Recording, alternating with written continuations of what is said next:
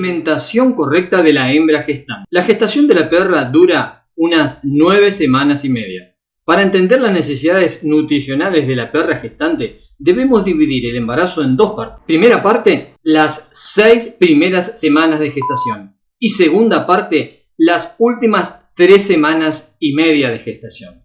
La perra no debe aumentar de peso durante la primera parte de gestación, o sea, durante las primeras 6 semanas de gestación, por lo que no se debe aumentar la cantidad de comida y la concentración de nutrientes durante esta primera etapa del embarazo. En las últimas 3 semanas de gestación es cuando se produce la mayor parte del desarrollo y crecimiento de los fetos, por lo que es aquí donde sí debemos aumentar la cantidad de proteínas de la dieta y la cantidad de comida diaria.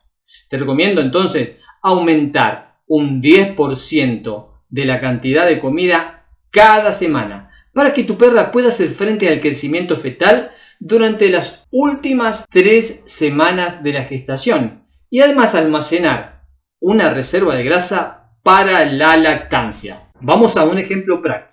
Si tu perra viene comiendo 500 gramos de comida diariamente, a partir de la 7ª semana de gestación le vamos a aumentar a 550 gramos. La 8ª semana vamos a aumentarle a 600 gramos. Y la 9ª y última semana de gestación y hasta el parto le vamos a dar 650 gramos de alimentos.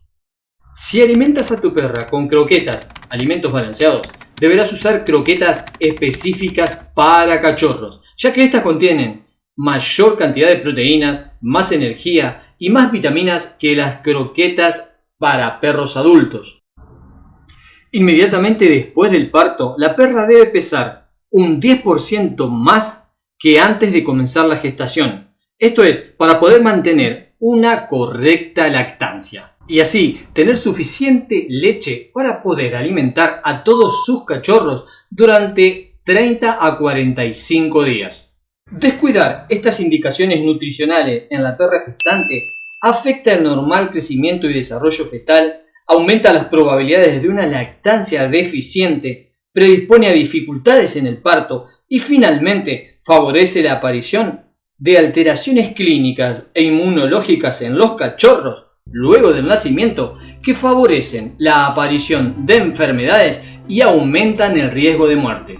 Si no quieres que ninguno de tus cachorros muera y que todos crezcan sanos y fuertes, aplica inmediatamente estos 3 consejos sobre tu perra preñada.